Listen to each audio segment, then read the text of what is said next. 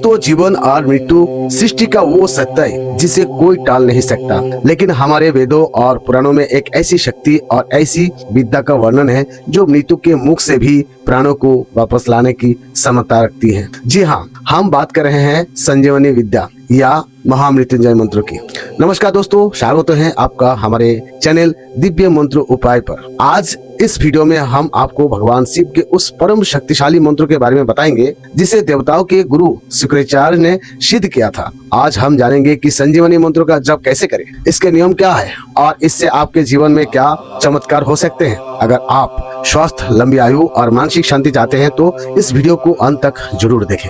संजीवनी मंत्र को ही शास्त्रों में महामृत्युंजय मंत्रों के रूप में भी जाना जाता है। इसका उल्लेख ऋग्वेद में मिलता है। पौराणिक कथाओं के अनुसार दैत्य गुरु शुक्राचार्य ने भगवान शिव की कठोर तपस्या करके मृत्यु संजीवनी विद्या प्राप्त की थी। ये वही विद्या थी जिसे वे युद्ध में मरे गए राक्षसों को पुनः जीवित कर देते थे। संजीवनी का अर्थ है नया जीवन देने वाला। दोस्तों, कलयुग में ये मंत्र केवल मरे हुए को जीवित करने के लिए नहीं, बल्कि जो जीवित है उन्हें रोगों, भय और अकाल मृत्यु से बचाने के लिए एक कवच का काम करता है। ये मंत्र भगवान शिव के 3 नेत्रों की श्रुति है जो हमें जन्म और मृत्यु के बंधन से मुक्त कर मोक्ष की ओर ले जाता है। तो दोस्तों, इससे पहले कि हम विधि जाने, ये समझना जरूरी है कि ये मंत्रों के जप से आपको क्या क्या लाभ मिल सकते हैं। पहला, अकाल मृत्यु से रक्षा।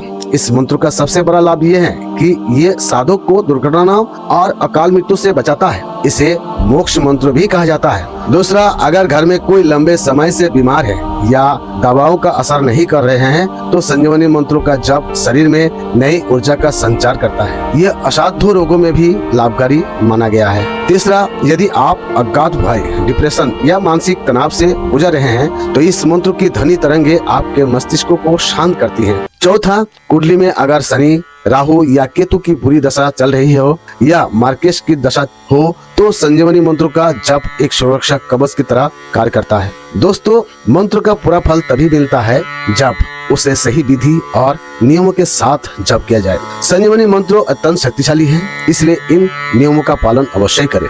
पहला नियम, इस मंत्र के जप के लिए सबसे उत्तम समय ब्रह्म मुहूर्त, सूर्योदय से पहले लगभग 4 से 6 बजे के बीच। यदि संभव ना हो तो स्नान के बाद सुबह पूजा के समय या प्रदोष काल यानी शाम के समय भी इसका जप किया जा सकता है। दूसरा नियम, पूजा के लिए कुश या ऊनी आसन का प्रयोग करें। आपका मुख पूर्व दिशा की ओर होना चाहिए। यदि आप किसी कामना के लिए जप कर रहे हो तो उत्तर दिशा भी शुभ है। रीढ़ की हड्डी बिल्कुल सीधी रखें। तीसरा, भगवान शिव के सामने गाय के घी का दीपक जलाएं। एक लोटे में जल रखें। इस मंत्र के लिए केवल और केवल रुद्राक्ष की माला का ही प्रयोग करें हैं दोस्तों। चौथा नियम, जप शुरू करने से पहले हाथ में थोड़ा जल और अक्षत लेकर संकल्प ले कि आप किस उद्देश्य से इस मंत्र का जप कर रहे हैं, जैसे स्वास्थ्य के लिए, सुरक्षा या शांति। दोस्तों, आप बात करते हैं मंत्र की। आप ध्यान से सुनिए। वो महामंत्रों उच्चारण की शुद्धता बहुत आवश्यक है। मंत्र इस प्रकार है। ओम त्र्यंबके यजामहे सुगंधि पुष्टिवर्धनम